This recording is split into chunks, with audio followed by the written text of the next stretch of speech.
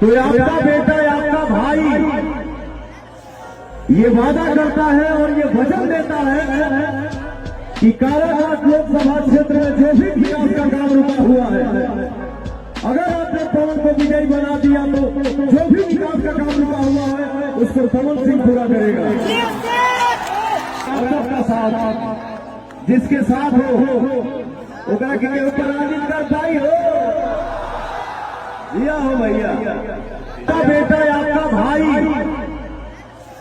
ये वादा करता है और ये वचन देता है कि काराकाट लोकसभा क्षेत्र में जो भी विकास का काम रुका हुआ है, अगर आपने पवन को विजयी बना दिया तो जो भी विकास का काम रुका हुआ है उसको पवन सिंह पूरा करेगा।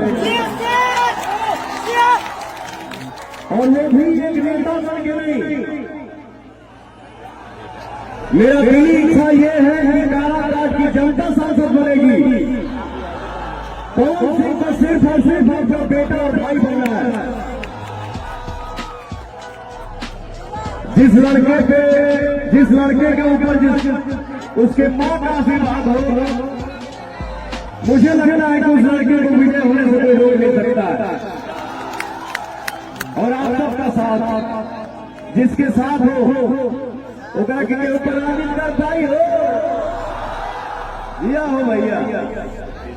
तो भैया हो, अरे बाप रे बाप,